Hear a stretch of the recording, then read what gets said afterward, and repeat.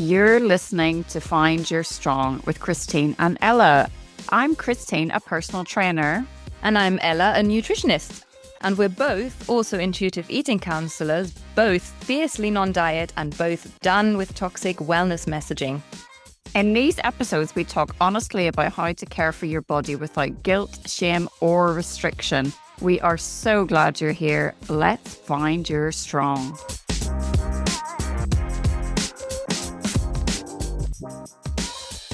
Hello, everyone. I am flying solo today. But I had the most amazing conversation with the wonderful Bex Spiller from the Anti-Burnout Club. I'll read you her bio, a very short one, and then I'll tell you a little bit about what we talked about. So Bex is an award-winning burnout speaker, an author, and a change maker. I love that. She's the founder of the Anti-Burnout Club and heads up the Right to Recover campaign, which aims to reduce the number of people working when unwell. Our conversation ranged from how she actually got to found the Anti-Burnout Club, because she went through burnout herself twice before she realized what was actually at the heart of it. And her work has always been about helping people find a way to basically live without getting to the stage where you are in burnout. It started with sort of working with mostly individuals. She still does that. And now she is moved into the corporate realm, and she's planning on doing training for managers so that they can spot when their staff are close to burnout. And we talked a lot about, the fallacy of productivity and how it's actually impacted by working when you're not well, and how much less productive people are when they're pushed back into work, what stress does on your nervous system. So this is a conversation that is going to be really, really useful to anyone listening.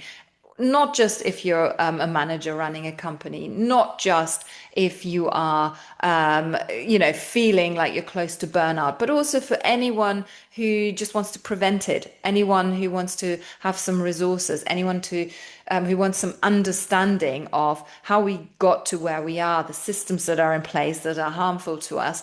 So Bex is incredible. I would very, very highly recommend you look her up. All of the information on how to contact her and how to find out more about both the Anti-Burnout Club and the Right to Recover campaign will be in the show notes.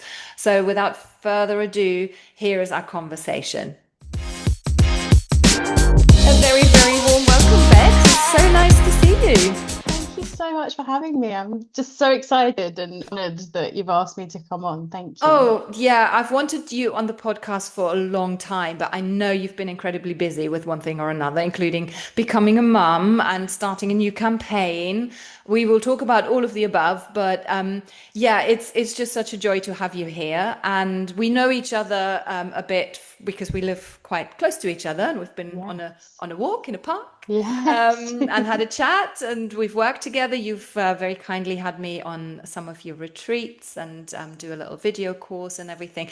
So that's kind of how we know each other. We go back about, 5-6 years now, probably. Yeah, must be, yeah.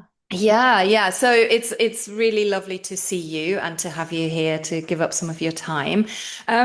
I just want to go straight in and get you to maybe share a little bit about how you got to start the Anti-Burnout Club, which I love the name of, by the way, and how you get to where you are now and how you get to doing the work that you do now, and explain a little bit about what that is. Yeah, of course. Do you know how many people tried to buy the Anti-Burnout Club off me every Really? week? Honestly, I'm so glad I got that in 2020. Such a genius name. I just love anything that's got, like the AC that I can kind of shorten or alliteration, things like that. But I mean, the Anti-Burnout Club. So I was not in this space at all. I actually had a marketing company. So I set up a marketing company when I was 21. I had agoraphobia at the time, so I could only work from home because I was housebound. And so I was writing for a living, marketing campaign, things like that. And then I got lots of wonderful therapy and I could leave my house. And I grew that marketing company bigger than I ever thought I possibly could. You know, we had lots of staff, we had a big office in Tunbridge Wells, you know, we had all of this that I thought was exactly what I wanted. And then I had an offer, a scholarship offer from Warwick Business School to study for an MBA, Master's in Business. Now, I dropped out of school at 15, so I hadn't even had GCSEs or, and you know, then undergrad, you know, I hadn't gone this traditional route. And I thought, of course, I could do a master's while I'm running an international content agency that was pretty much on 24 hours a day. Yeah, of course, I can absolutely do that. And so it was a part-time master's. I took that on and I was running my business. And then a couple of months into the masters, we had this intense week at the Shard. So we all had to go to the Shard in London, the intense week of networking and like face-to-face classes, all this kind of stuff. And I think it was the third or the fourth day, I woke up and I couldn't move. Like I couldn't physically move. I felt like I'd been glued to the bed. And I rang Jake and I was like, my husband, and I said, I need to come home. Like, I don't feel good. Like, I really do not feel good. And he's like, okay, let's get on a train. I can't even think about getting on a train. I can't even think about getting up and getting on a train. He's like, you're going to have to get a taxi. So I ended up getting a taxi from London. The thought of getting myself onto a train, sitting on the train, getting off, I just couldn't fix it.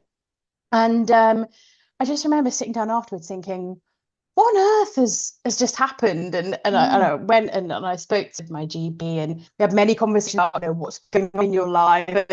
A couple of years prior, I'd actually lost my dad to stress-related heart disease. And the doctor kind of looked at me with this like knowing look, you know, like, are you pushing yourself maybe a little bit too hard?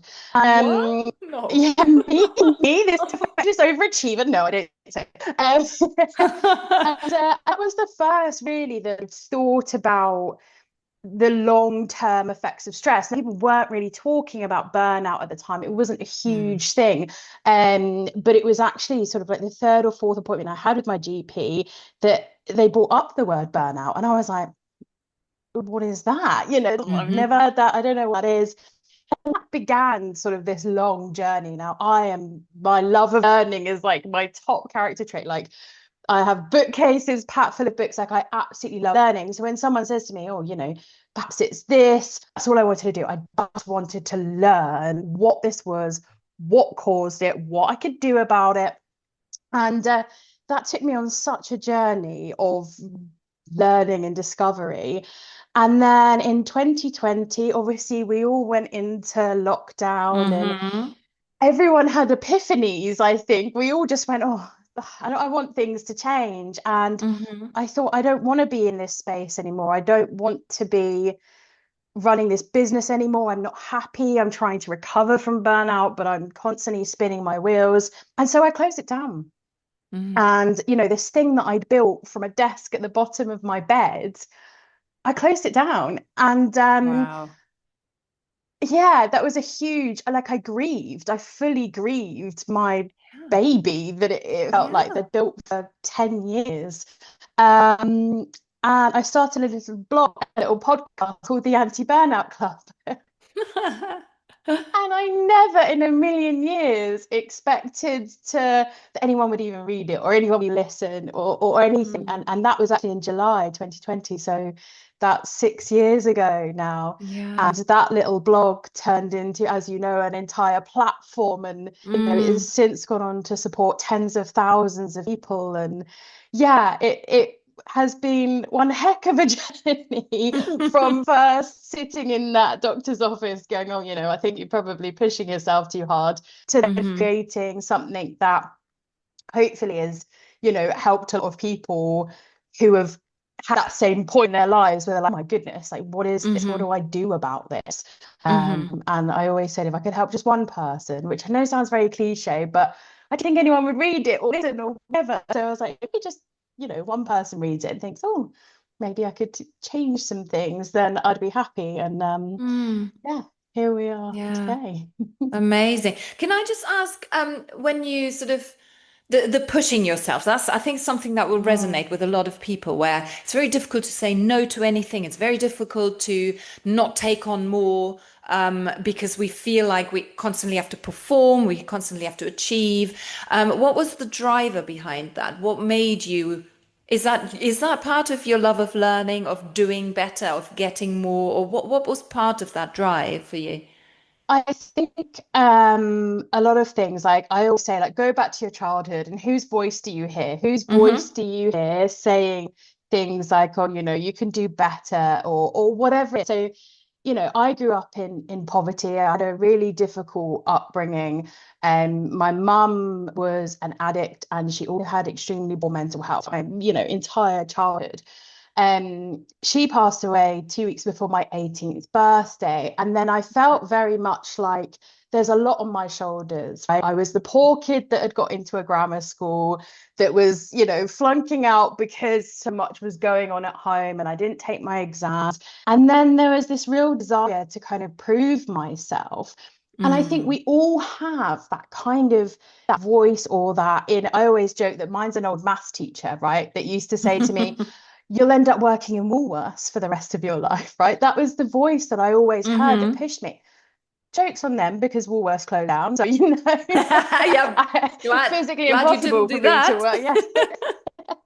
But Yeah. there's always those people in your life, and the more you do it, I do believe that in most cases they're well-meaning. Mm. No parent deliberately pushes their child because they want to see them as a burnt out 35-year-old. No, that's No, not of course not. that's not what happens. But I think we soak up so much of this messaging from childhood and then into adulthood. Our teachers, our first bosses, we get all of this from social media. And then we go, well, I'll be seen as lazy if I don't Mm-hmm. push myself. Or I'll be seen as not ambitious.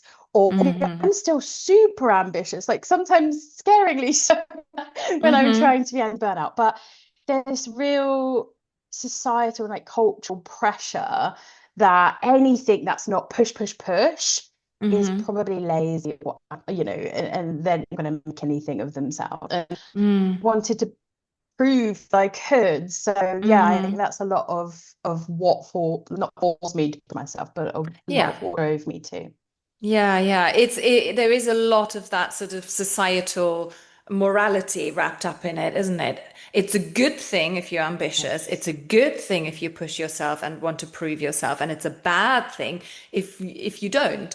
And I think yeah, that in and of itself can create a huge amount of stress and then lead to people burning out and having just too much on their plate and not having the capacity to do anything, basically.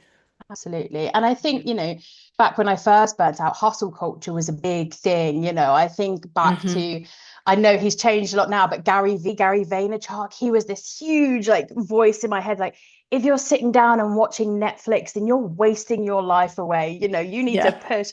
And I got so sucked into, and now Yeah. he talks about things very differently because I think probably burnt out. And hang on a minute. Probably.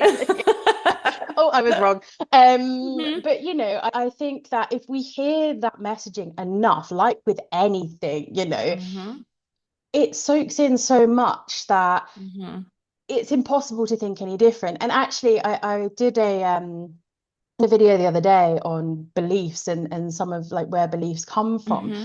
And resting is lazy is probably one of my favorites because it comes from old Protestant times Is that where right? resting was classed as a sin.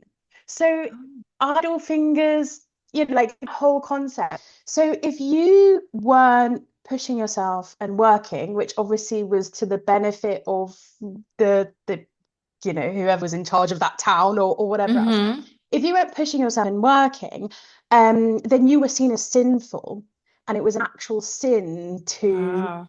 not be pushing yourself. But of course, then you think, well, that message, we don't follow Protestant, that's not how we Mm. live anymore. Mm. But it has been passed down to us that it is this terrible thing that, Mm. subconsciously we're like, oh goodness, the minute I slow down, rest, then Hmm.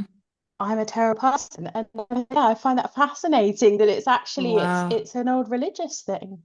Wow, I had no idea. I mean, just the word lazy has a negative connotation, Mm, doesn't it? And it is only ever used, I think, in a negative way. And then if we absorb that, then obviously we think there's something wrong with us. We're not trying hard yeah, enough. We're not doing well enough. We're not, showing ourselves in the best possible light. I'm using air quotes here. yeah, yeah, It's one of those things. But it's interesting when you explore the origins of those kind of phrases yeah. that are so stuck and have brainwashed us. And do you know what? I don't think I've ever met anybody who is lazy. I think I met people who are overwhelmed. I think I've Hmm. met people who have gone through some things or they've got learned behavior that, a lot of the stereotypical lazy people don't Hmm. have the confidence to go out there and do some of the things that Hmm. we see as ambitious or whatever else. And so Hmm. they're seen as lazy. And I find that so infuriating because I don't think, you know, deep down, I don't think any of us want to sit down and do nothing all day. No, As humans, no, that's not no. how we're wired. And I Yeah, think people that do that, there is an underlying reason why they would do that, And yeah, so yeah, my husband's like, well, everyone, you just think everyone's a story, but they do, they do. There's always a reason behind these things. And yeah. yeah, it infuriates me when, for example, I'm talking to work and I'll get a manager say, well, I've got such and such a team and they're just lazy. And I'm like, they're not. And I'll go and sit down and talk to the team. And I find out that actually probably the person that's just told me they're lazy is the problem, So Yeah, yeah, yeah, it is funny.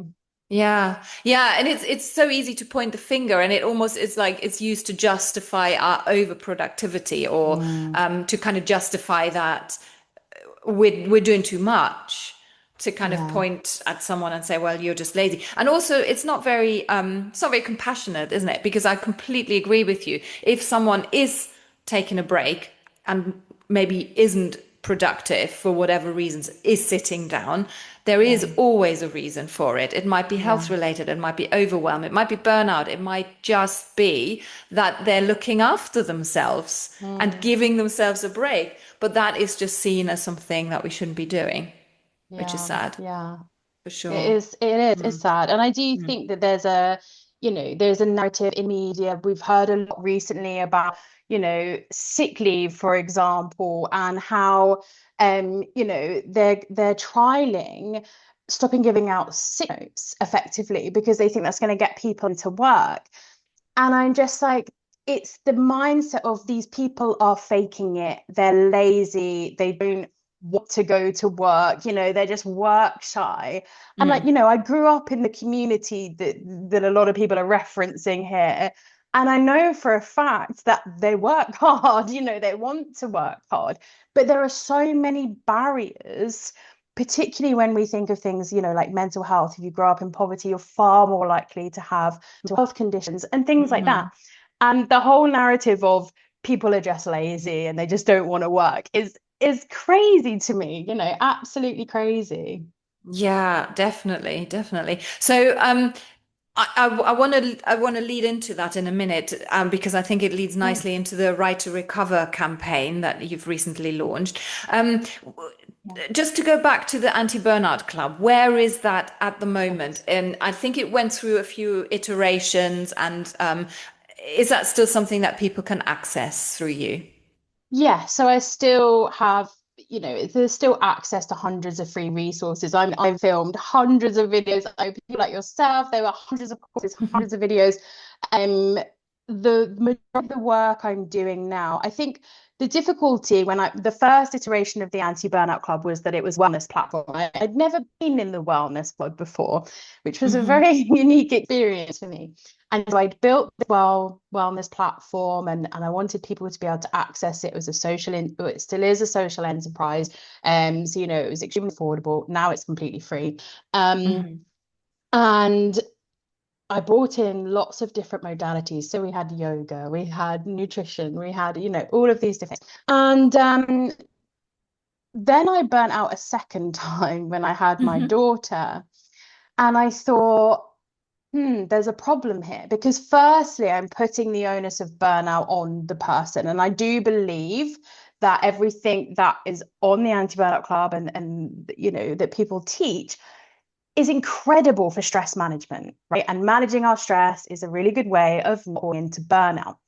But I think there's a deeper layer of burnout that perhaps a lot of people don't talk about, a lot of people don't realize, is that you can do all of the stress management in the world, but until you start to unlearn some of the beliefs that are keeping you in that burnout cycle, like we're talking about those societal pressures and that kind of stuff, you will get trapped back in the cycle. And that has been the biggest revelation for me, and why I then realized that actually the work that I needed to do was not necessarily teaching individual stress management, but was going into the sources. And so the last sort of 2.5 years, I've spent more time in workplaces than ever before. I was doing workplace wellbeing work before I had my daughter. It really really focusing on, well, what's going on in workplaces? Why are people feeling this way?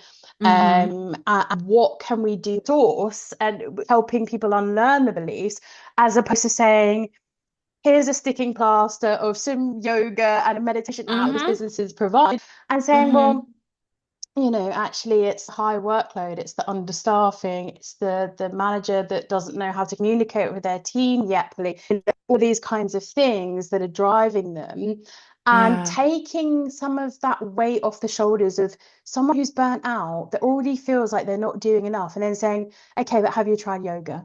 You know, well, no, I haven't, because I'm exhausted. When do you want me to do that? And so it's like, well, how can I relieve the pressure from the other side, so that maybe having these conversations with workplaces who go, we give them a meditation app, and I say, when do they get to use it? Well, they can use it at home. Okay, but no, the point is that you need to create that space in the workplace. And so that has been the majority of the work that I've been doing recently, and that then falls into free stuff that I can then provide for, you know, if you like. But yeah, and also the next sort of part of the journey that I'm starting is manager training, because I think that's the one thing that I've noticed, is that a lot of people get put into managerial positions because they've been promoted from within, and you know, they're really good at their job and they get promoted to manager, but actually they don't know how to have conversations with their team about stress, about burnout, about what's going on. And so I'm sort of creating an anti-burnout manager pathway so that they can have these conversations, and then that trickles down into people feeling like, I've got somewhere to turn when I'm burnt out. It's not just all on my shoulders to do some yoga and meditation, you know, I can have a proper conversation. And that's how we change society, you know, that's how we change it at a bigger level. Yeah, definitely. Do you feel like the sort of the burden is still a lot on the individual? Like it's your fault that you burnt out because you didn't manage things very well, when 100%. there is actually, as you just described, a lot more deeper stuff going on, like the beliefs and the societal kind of systems and norms that we all grow into, that are sort of bubbling under the surface. Yet we just blame the individual. Well, you're just not coping very well, you know, sort yourself out. We have that sort of mindset. Do you think that's still happening quite a lot? Oh yeah, 100%. You know, the conversation is definitely changing a little bit. You know, I do see more people talking about beliefs and underlying beliefs, as opposed to, you know, oh, should I bubble bath? But I think that, you know, and it's the same really with any kind of mental health. Well, it's your problem to sort out. It's like, well, actually, you know, as a society, if we don't support each other in this, we're not going to get very far. And yeah, the unlearning aspect is really key, and the not victim blaming, not being like, oh, you know, it's your fault, you need to do something about it. Yes, absolutely, we need to take things into our own hands, but until the circumstances around the burnout change, there's only so much that we can do. You know, I get adverts for burnout related products and books all the time, because, you know, obviously Meta knows what it's doing. Of course. And I buy them and I read them, and no shades, and I won't ever mention names, but most are AI generated absolute shit.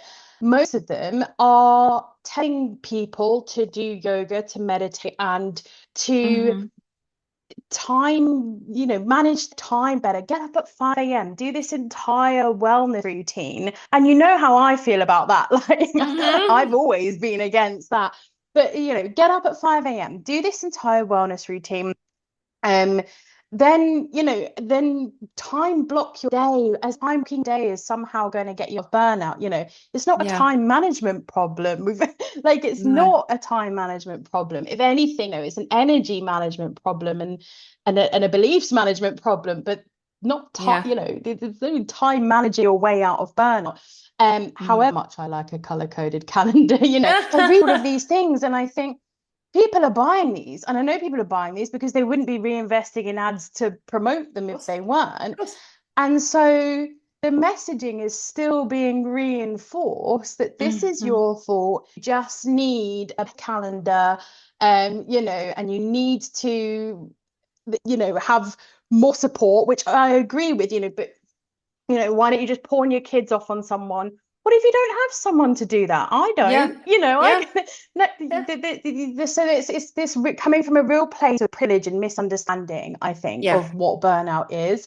And that's what I find so infuriating about the entire scene. And it stops me getting booked by businesses. I know it does, because they want me to come in and say, just do some yoga. Here's the company meditation app. They don't want to hear half of what I say. No. And so in some respects, I kind of have shot myself in the foot a little bit. But on the other side of things, I won't ever undermine the people that need here. The reality of this is that this is not your fault. This is not your fault. This is society have put us in this position. And there's a lot of unlearning that we need to do together, not just, the onus then on me unlearning, but on everybody going, actually, that's not a good way to live. It's not. Yeah. It has so many similarities with the work that I do in intuitive eating, because it's the same kind of thing. I'm not someone who just gives you a meal plan and says, off you go on your merry ways. We look at the beliefs that are underlying, and that is uncomfortable. And it's also not something that people would necessarily jump at because they want a quick fix solution. So they want the yoga, they want I'll give me some breath work and I'll be fine. Or they want the sort of superficial kind of stuff. It's very performative, isn't it? But when you start digging a little bit and you sort of go into, where it's all coming from, that's really uncomfortable. And I would imagine in your line of work, when you talk to the managers about it, there's a sort of a defense that comes up. No, it's not my fault. I'm just managing. I'm just doing what I'm supposed to be doing, without kind of understanding that it's not their fault either. It's the system that they have been brought into, right? 100%. And it's the wellness industry down the T, it's why it's violence, because if it put the onus on you as the person, then you'll buy the supplement, you'll buy the whatever it is that's going to cure burnout.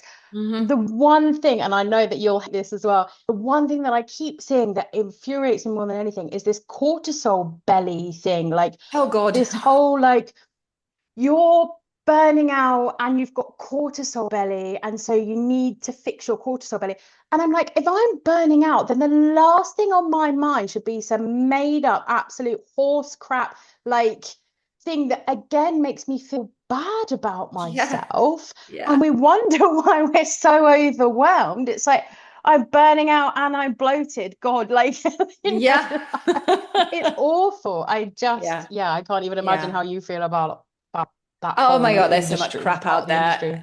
It's just so difficult to cut through all the bullshit. And that's the thing, because social media is just so strong. And as you said, AI is writing a lot of the stuff without actually any person behind it saying, oh, actually, this is not true, or there's two sides to every story, and all of that. In terms of, so I'm going to put the link to the resources and the Anti-Burnout Club in the show notes so people can have a look and access what they need.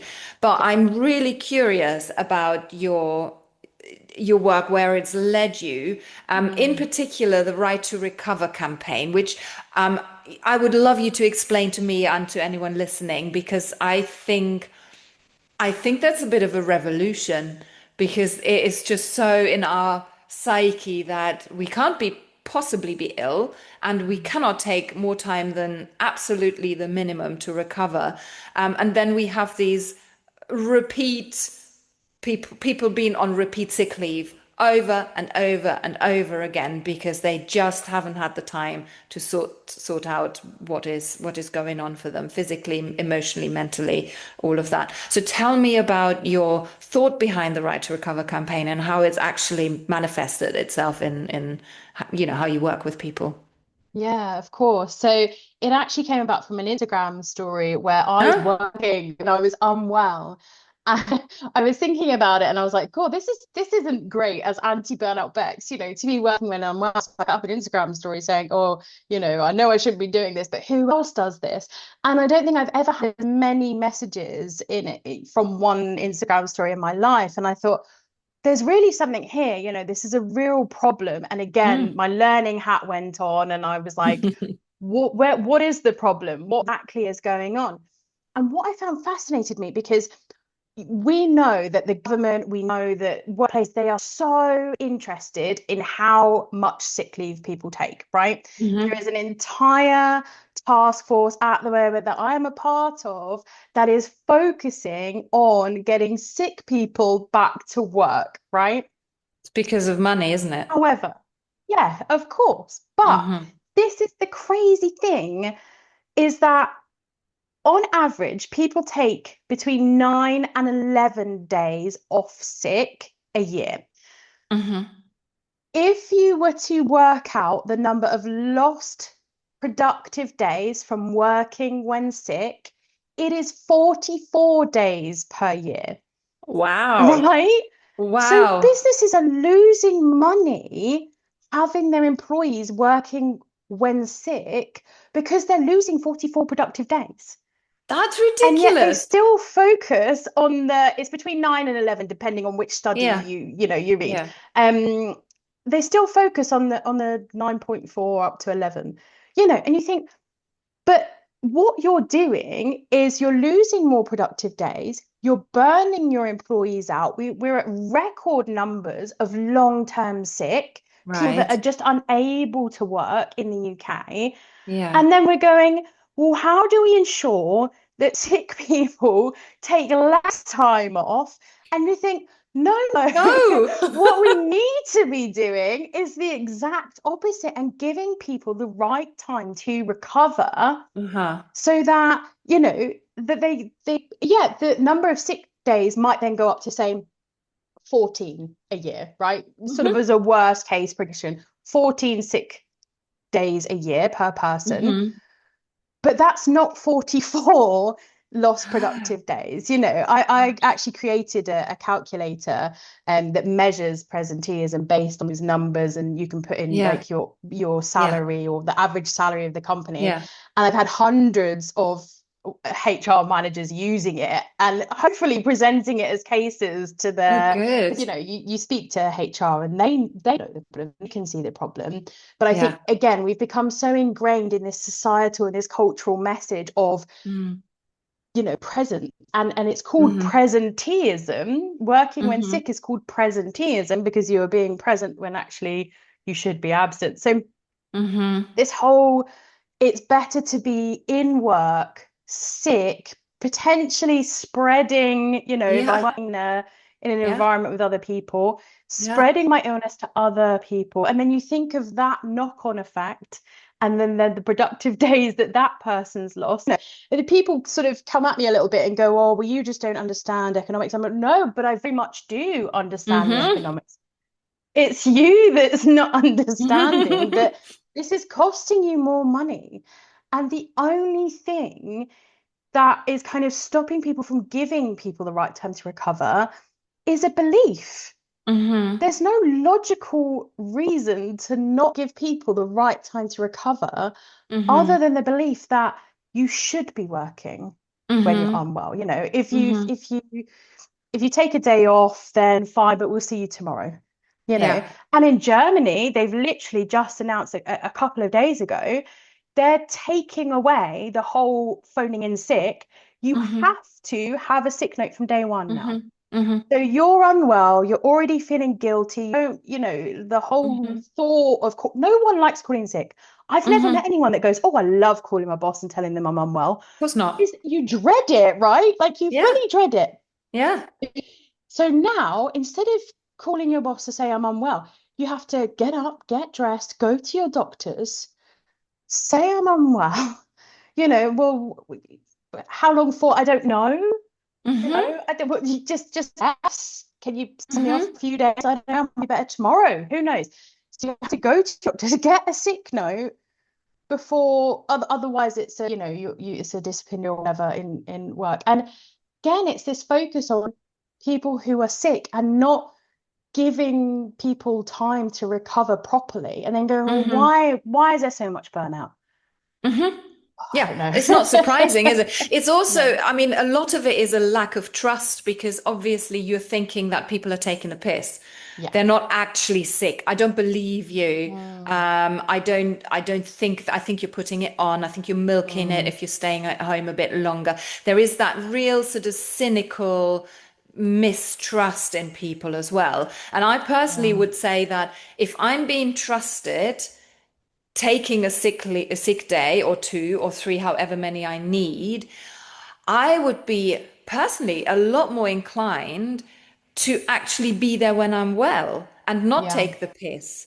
But I Yeah. wonder whether there is some of the systems have led people to take a sick day when they literally just need a break.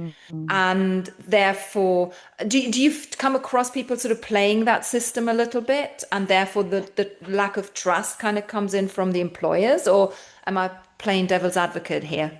So it's interesting because it's a tiny percentage, right, who will play the system. But I've Hmm. found, and my survey now has nearly 1,000 respondents. So the Right Wow, to Recover survey is done very well for itself. But brilliant. what I found is that people will fake an illness in order to give themselves a rest day. But as Hmm. far as I'm concerned, calling up going, I don't feel very well, I've got a cold, because they are on the verge of burnout, they Hmm. are struggling. The fact that we can't have an open and honest conversation that I've been pushed to my limit at Yeah, work, I really need yeah, a day.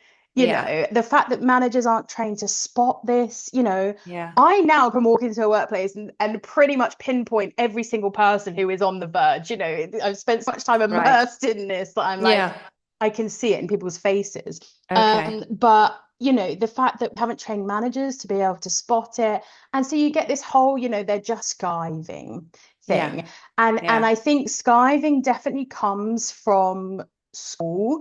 You used to say, oh, Hmm. you're skiving if you took time off school, Hmm. when actually it's because most of the time we don't allow children to take time off school when they're unwell, because we Hmm. have attendance awards and Hmm. all of that kind of Hmm. stuff. Hmm. And now there's fines for parents and that kind of thing. So we've had this mindset from school that taking time off is bad. It's bad. And Hmm. so as a community, we kind of turn on ourselves a little bit. We turn on each other and say, you're skiving, and Mm. I find absolutely fascinating. But there is a mistrust there, and I think that until we can have open and honest conversations with Mm. leaders in workplaces, and there are some Hmm. fantastic leaders are now starting to model this, and they will Hmm. be open and honest and say, this quarter has been absolutely flat out. We're all exhausted. I'm exhausted. Take a break, like take a day or whatever. When we Hmm. see more of that in Hmm. workplaces, Hmm. we will see more productive workplaces. This Yeah. isn't counterproductive. This is exactly how we continue on as a society, as a Yeah. productive society. Yeah.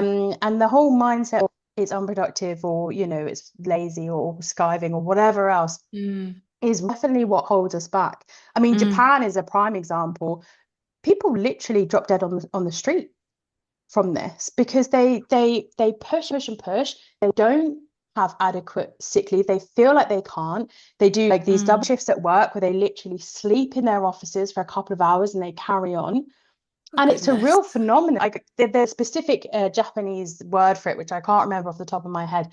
But that's one end of the extremes that we're seeing.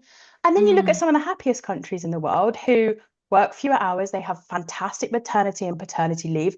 There's Mm-hmm. no sort of stigma around mental health. You think, well, who's getting it right? You know, because the ones that are being open and honest about this and giving people the right time to recover, the right time to parent, the right time to be a human being and not just a cog in a machine, are countries that are thriving.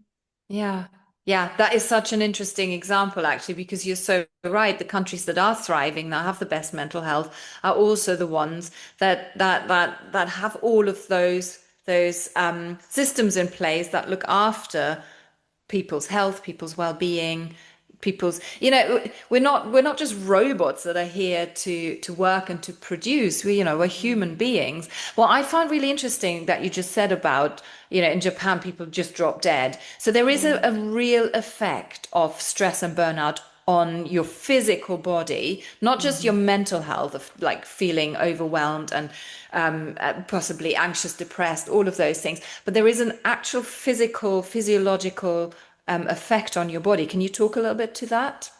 Yeah, I mean, it was one of the reasons why I really started studying this, because my dad had passed away from stress-related heart disease. And I mean, that burnout wasn't a word, right? When my dad was growing up, and actually sometimes I go into workplaces where it is, a lot of older males who have been, their fathers perhaps were super, super high powered as well, and they got into these jobs. And I can see their eyes roll into the back of their head when I mention burnout, because they're like, oh, back in my day, we didn't have that. And then I look at the statistics of how many of those people are dealing with stress-related heart disease, are dealing with, having heart attacks at 60. And I think, well, no, maybe it wasn't a word, but I can definitely see the effects of it. And we know that there are so many things that happen to our bodies when they're put under intense stress. When you live in what is effectively fight or flight mode your whole life, it's burning you out literally on the inside. And, I know that I've had physical effects. I now am, I have a couple of conditions, sort of like autoimmune conditions and things that I definitely think, from childhood living in fight or flight my whole life pretty much. And then, again, as an adult, I definitely think that has an impact on your body, because it's not supposed to live like that. Then we see things, like stress-related heart disease, like all of that. And we also have the impact it has on our immune system. And that was actually one of the biggest warnings of my burnout, which I had no idea. I'd go into the office and I'd pick up everything, right? Every cold, every flu. My immune function was just not there, right? Wow. And this plays into you think about to recover, about all of these people who are stressed, they're burnt out. All of a sudden, they're picking up every cold and flu, and they go, "Oh, Sandra's off sick again." Yeah, of course she is, because she's not had enough time to recover. She's burning out. Her immune system's at rock bottom, and she's picked up Susan's cold. Like, it is literally just this sort of like self-fulfilling cycle, if you like, of illness. And yeah, I think that there's this real kind of misconception that burnout is a mental health condition that's in your head. You can't handle stress. And it's not. It is a physical condition. The impact stress has on your body is quite terrifying. We have things called allostatic load, where you've got the constant stress, the constant pressure, and this starts to basically, degrade your body. And yeah, it makes me sad that there will be a generation of people who won't be as well as they could have been, because society's told them to push and push and push. And yesterday I was at a funeral of a wonderful lady, and she lived a very long and wonderful life, and really got up at her funeral and said, this is how hard she worked, this was her job, this was her, everyone got up and said what a kind-hearted woman she was, how much she loved adventure, and they spoke about her holidays, and they spoke about the way she raised her kids and her grandkids. Nobody said, and do you know what? She worked in the stock exchange. What an incredible job, back in the 60s. Yeah. incredible for a woman to be working in the For stock a woman, exchange. yeah, And it was exactly. Yeah. mentioned as an incredible achievement, but Yeah. it didn't define her. And we get stuck in this Mm. whole thing of my work is who I am, Mm. and then you get to the end of your life and nobody cares what Yeah. you did for work. Everybody Yeah. wants to know, what you were like as a person and whether you had a life well Yeah. lived. And I think that, we can't just give up work. We can't just buy a camper van and, we have bills to pay, and we have to kind Good. of like, Yeah. the privilege of some people that can do that, but we can't. And but that doesn't mean that our entire life has to be serving someone else making millions, and then Mm. never being able to look after ourselves and our families and stuff. And yeah, Mm. it really kind of put things into perspective for me yesterday, where it was like the briefest of mentions about her work, and then everything Yeah. else was just who she was as a person. Yeah, yeah. It is such a an easy trap to fall into, to kind of wrap our identity around what we do rather than who we are. Mm. It's again, there's parallels in the nutrition world where you don't find anyone on their deathbed saying, "Oh, I wish I'd lost another 10 pounds," or people No. writing an obituary and, "Oh, she was always so slim." It's she was kind, she had a lovely smile, she made me feel welcome. It's that kind of thing that people will remember about you, not what size you Mm. were. And it's the same thing. People will not remember that you were this high flying whatever you were. It's about the person that you were. And I think we really need to refocus where we put our emphasis and where we put our energy, right? Yeah. It's Yeah. just like we've veered off track. So on that note, we said we don't want to blame individuals Hmm. for, feeling overwhelmed or being burnt out. But what can people do? So we've talked about managers, and you want Yeah. to sort of develop programs where you can train managers to spot those signs. Hmm. Um, I think we're quite bad at spotting the signs ourselves. As you said, when you went to the GP and they said, "Oh, that's probably burnout," and you're like, "What is that even?" So we're probably quite bad at spotting that, because we're like, "No, we can continue, we can push a little bit harder, and it's just a phase and all of that." So anyone listening to this, well, what Mm. advice would you give for people in any kind of position, whether they are managers, whether they are working, whether they are maybe off work at the moment? What would you say to them? So I think there's a few things. I think firstly, being aware, like you said, being able Mm. to spot it in ourselves. And this comes from a real level of self-awareness and really Mm. understanding, we all have plates. I like to think we all were born with plate, right? And throughout our lives, our plates get bigger or smaller, they get chips in it. And that plate is what we can handle in life, right? No, Mm-hmm. no one has the same plate. And a lot of what we get stuck in is, oh, well, she can handle it. Or her, like that woman on, she's more kids than me and she's got a high-flying job. She has a different plate, she has a Mm-hmm. completely different plate to you. And so Mm-hmm. firstly, understanding like, what can I hold on my plate? What can I actually hold on my plate? And what is important to me? What deserves a spot on that plate? Not what Mm-hmm. society tells me deserves a spot on that plate. I know I need to, keep a roof over my head. I know I need to eat. I know I need to go to do those things. Mm-hmm. But do I also need to be at the beck and call of this manager who obviously doesn't respect me? No, Mm-hmm. that needs to come off the plate. So it's really about understanding, having a level of self-awareness. And that Right. really, is kind of that bit, the onus is on us to understand Mm-hmm. what we can handle and what that looks like for us. The rest of it needs to come through community, through society. They're now saying we're in the loneliest, most isolated times of our Yeah. lives. Yeah. And loneliness is a bigger killer than cigarettes and sitting down, right? Yeah. So we are now in this space where we've got more on our plates than ever, and we Mm-hmm. don't have any support. We don't have, I think it's Mm. 1 in 3 people have said they don't have anyone to have, like deeper, meaningful conversations with. So when you're Mm. already stressed and you're already overwhelmed and you don't have anybody to turn to and say, this is what's on my plate, then it's going to get worse. And so as a society, we need to be making this real conscious effort together, that we come together, that we support each other. We recreate the village, if you like, of looking after each other. And then the people who are in positions of power need to be the ones that say, we've been getting it wrong. We've been getting this messaging wrong. We've been pushing people to their limits. We're focused on sick days and we're focused on how much money the economy is making. And we're not focusing on actually what's the long-term impact of this, because, actually we're seeing more long-term sick than ever. We're seeing all of these things.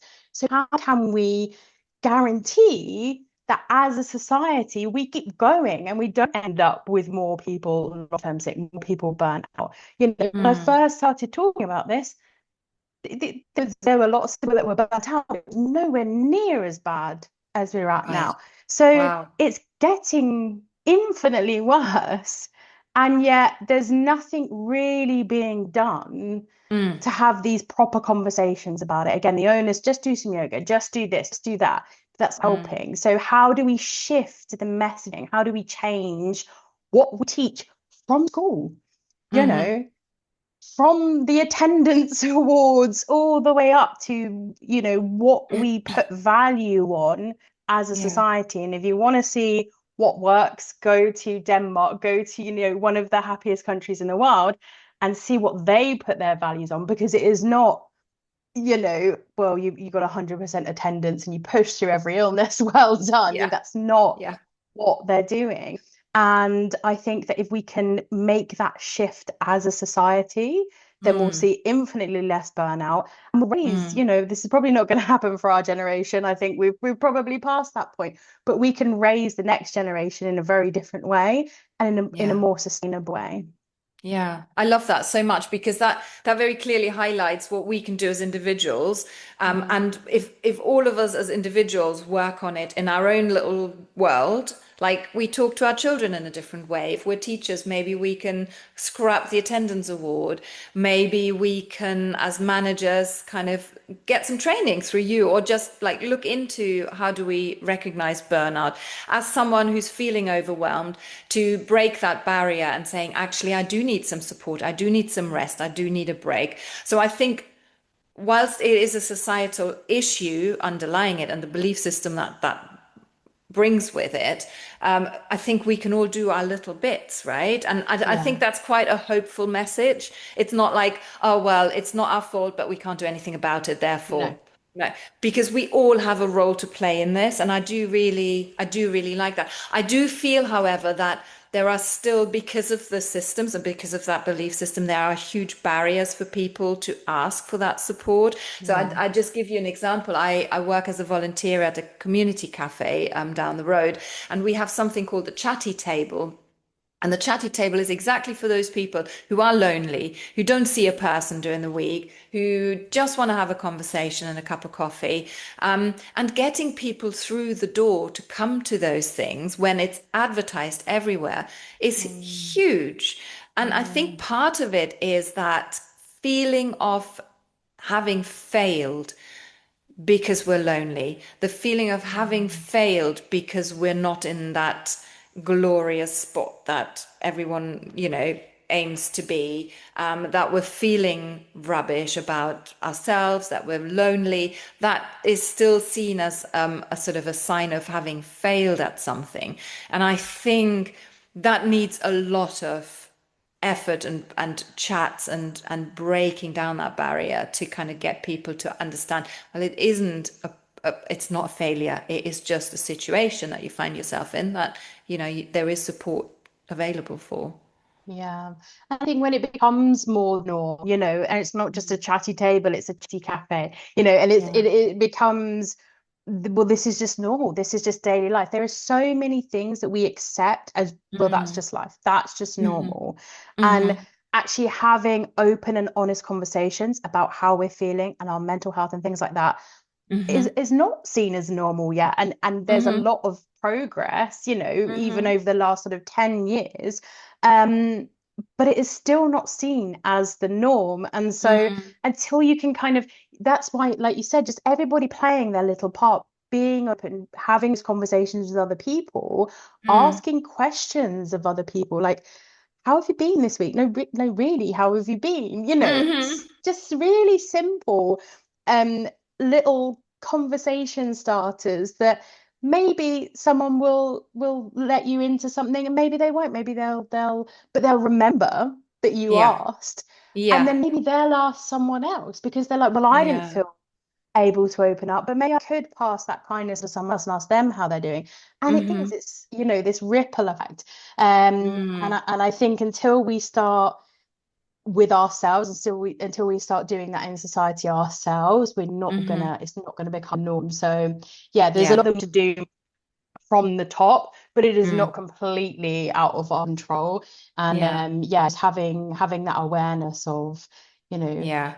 other people's stories and other people, you know, that are Yeah. going through things, and how can I help them a little bit, or how can I just get them to open up a little bit and get that Yeah. sort of ball rolling. Yeah, for sure. Brilliant. And on that note, I've taken up a huge amount of your time, so thank you so much. Just to wrap up, what support can you provide? So you have shifted sort of from the Anti-Burnout Club, running courses for individuals almost, to doing more sort of corporate work. But who can contact you to get some support from you now? And I will put all of that, the contact details and what it is, in the show notes. So what is the best way to contact you, and who would be your sort of target group of people to get in touch with you to ask for your expertise? So Good. although, you know, I've got the app, it is, I don't put courses on there every month anymore. I mean, there's so much on there, I wouldn't want it to become any more overwhelming. Yeah. Um, but I do, you know, I have a YouTube. I do put up pretty much daily videos on social media that are to help and to encourage and to help people unlearn. Recently Mm-hmm. started a Substack because, you know, I don't have enough going on. I needed Yeah. another Yeah. Why form of not? Just add content. something to the list. Um, but my biggest passion is helping individuals, you know, so that will always be a huge passion of mine. If people follow Mm-hmm. me on social media, I will always, Mm-hmm. you know, I read and respond to as many messages as I can, all kind of stuff. But in terms of who funds me being able to do that, that is, you know, the corporate stuff, and that's, Mm-hmm. you know, as a social enterprise, super important that obviously we have the money coming in, and so I Mm-hmm. go in, I do talks, I do workshops, I do Mm-hmm. consulting, and soon to be the manager's training as well. Mm-hmm. And through that, how we change it at a higher level, you know, I can reach a lot more people going into a workplace. And then that just down into being able to help the individuals as well. So yeah, Amazing. you can find pretty much every single social media platform, and on the antiburnoutklub.com, where you can download the free app as well. Wonderful. Well, as I said, we'll put all of that in the show notes. And for now, just thank you so much for giving up your time. Thank It's been a you. pleasure talking to you. And yeah, get in touch with Bex if you have any questions, or if you think that she might be able to support you. Okay. Thank you.